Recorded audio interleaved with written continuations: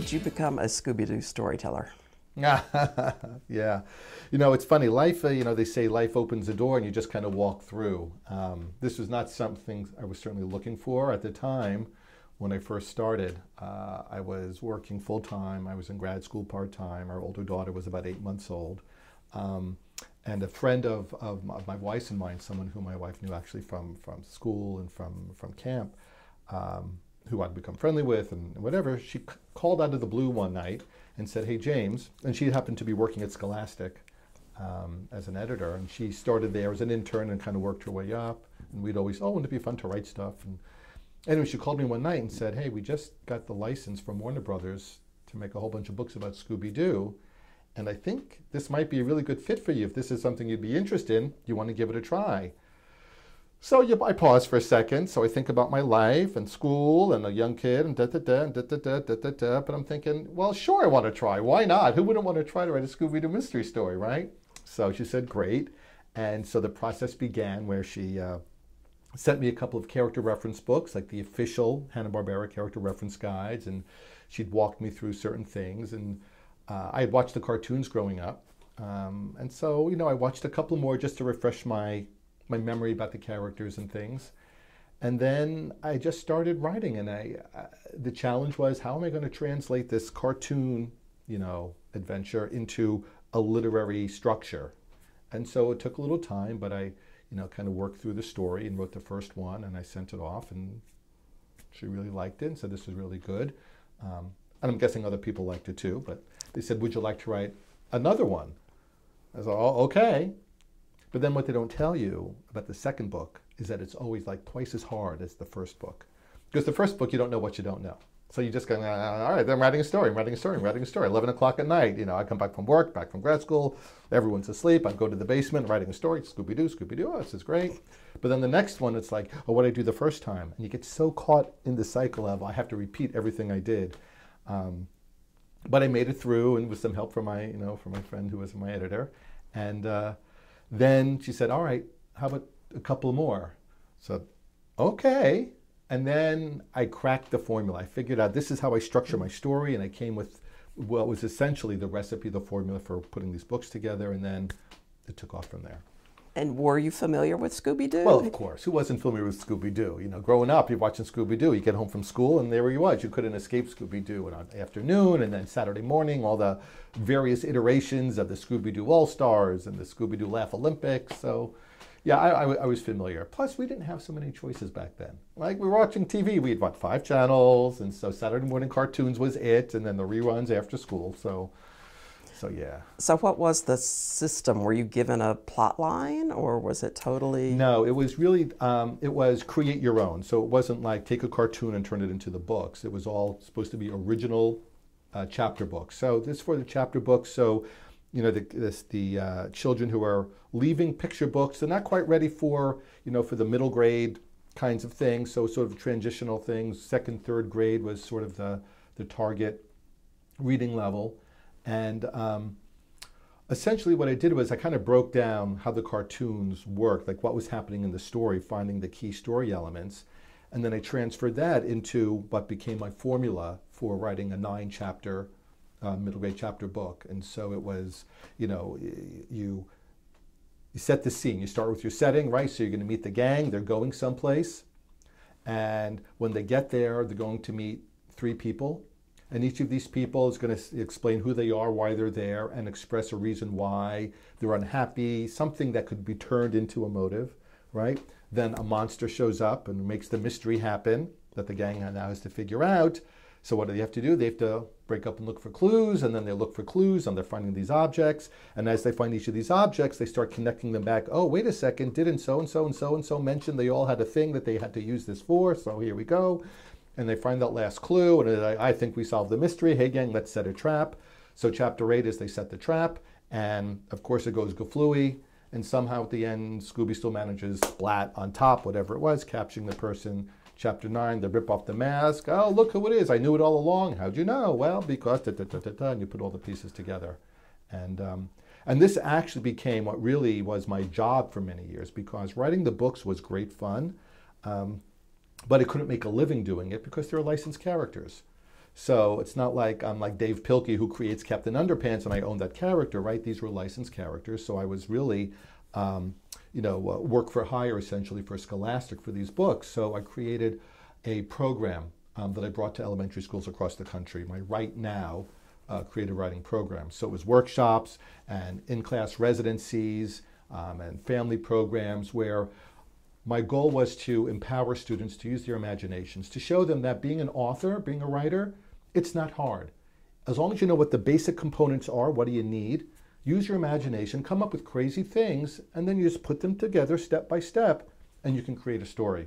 So what I just described to you was sort of the foundation of this writing program I created that I would take to schools. So I traveled around. I'd visit between 80 and 100 schools every school year for a number of years, traveling, from here in New Jersey, through the greater New York metropolitan area up to New England, flew up to Texas, to Seattle, like all these places that I wanted to visit where we had friends, and spread the joy of creative writing. And then for me, it was really about getting kids excited about using their imaginations and to demystify the mystery writing process. So how did you get some of the crazy monsters or, just the inspiration for some of the... Yeah, I think I'm wired weirdly. So for me, I literally, my routine was, and working from home takes a lot of discipline. It's not something that comes easily. And so it took me a little while to get used to that, but I would set aside, I'd go downstairs in my office, downstairs in the house, and I'd go down and I would brainstorm. And for me, there's nothing more powerful than a good pen and a legal pad. And I just scribble ideas and I think, where have I been? What have I seen? And not so much movies or books I've read, but just life experiences. What did I do this weekend? Oh, I went to the park. I went to the grocery store. What could happen there? Oh my goodness, an oatmeal monster, right? Well, there's a story. There's an idea right there because, I had oatmeal for breakfast. How cool is that? I can write any kind of monster I want. So I'm going to have an oatmeal monster and he's going to show up at a diner. And what's he going to do? He's going to steal all the money from the cash register and the cook's secret recipe for their, for the brownies that everyone loves. And there's your Scooby-Doo mystery right there. I never wrote that story, but that's it's literally exactly how it happens sometimes. And sometimes it would take me a couple of days of pounding my head on the desk. And sometimes it would be like that. Spews forth. What are your theories about Scooby-Doo's popularity? That's a great question. It's amazing the endurance that this character has had, how he's held on. I think part of it is the friendship. Like this, at the core of what Scooby-Doo and the gang's all about, it's about friendship. It's about who these people are. They work together, they argue. My gosh, they live in that van practically. They travel around. You know what closeness is. Any family unit, all this kind of stuff. And through it all, they stick together. They have each other's backs. They understand each other. They know how to work together. And even though it was very oversimplified in that way, I think that's one of the appeals of the characters, that for people, it's just look at this group of folks who, through thick and thin, through scary and whatever, you can count on them, to be a certain way. And I think also Scooby's innocence, and their special relationship he has with Shaggy. It really is like an extra level of a depth of friendship, and how they get along and really, can communicate in a way that's different from how other people. Yes, Scooby has a row speak, but still the connection between, a dog and its parent, its master, its owner, whatever, its family, is special. And anyone who has a dog knows that too. And I think there's something very appealing about that. Sort of the goofiness, the innocence. It's just fun. At the end of the day, it's also all about fun. Yeah, because Scooby had to have his own personality. Yeah. He was the... Did you have a favorite character? That's funny. The kids would always say, "Oh, who's your favorite character? Who's your favorite character?" And they'd say, "What's your favorite book?" And it's like, not like I have favorite characters or favorite books. I will say that I have a very strong identification with Shaggy. And so when I would write those scenes, those were always so much fun.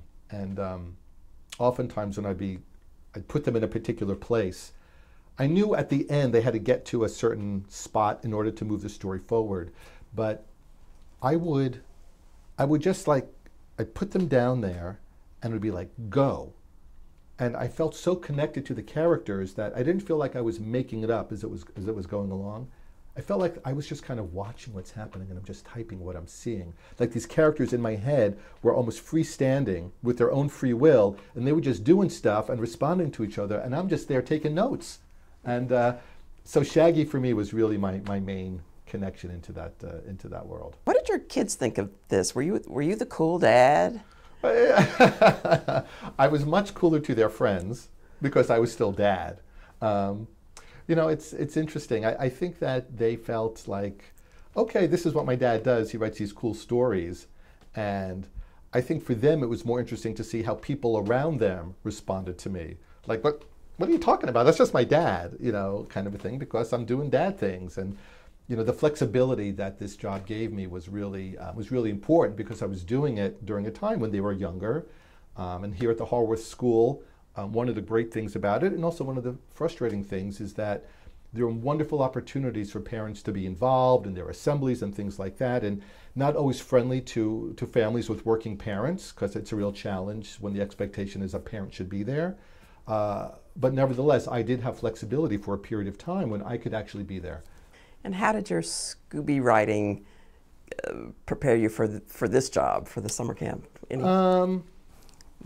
Anything you could bring to it? Yeah, I think it's more, well, certainly, you know, the characters more than anything, and this idea of there's always a story to tell, you know, and I think using stories in any line of work is so important because that's how you're building relationships with people. You know, the summer camp is primarily about the relationships and the experience you're providing for people, and so, you know, you think about how everything can be a story that you're telling. You want every child to feel like their summer experience is a story, right? What'd you do? And so they're going to be the hero of their story. And so they come to a camp and they're going to make friends and they're going to try new things and they're going to climb to a top of a tower and they're going to literally become the hero of a story that they had no idea that they were writing along the way.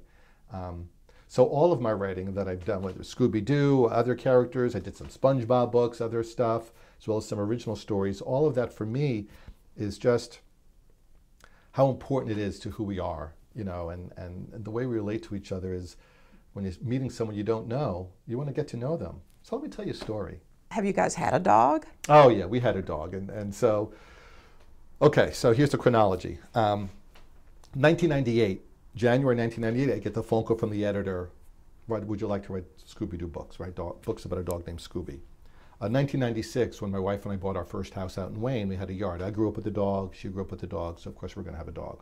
A fenced-in yard, ready for a dog. So we go to the Ramapo Bergen Animal Refuge up in Oakland, a great place, and adopt a dog, and we named him Scooby.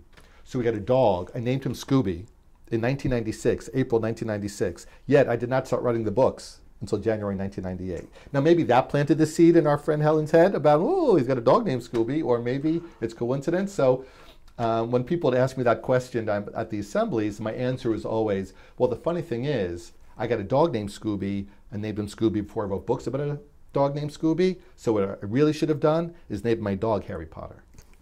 Because then who knows what could have happened. Then I think everything would have been different. So, but I didn't have the foresight to do that.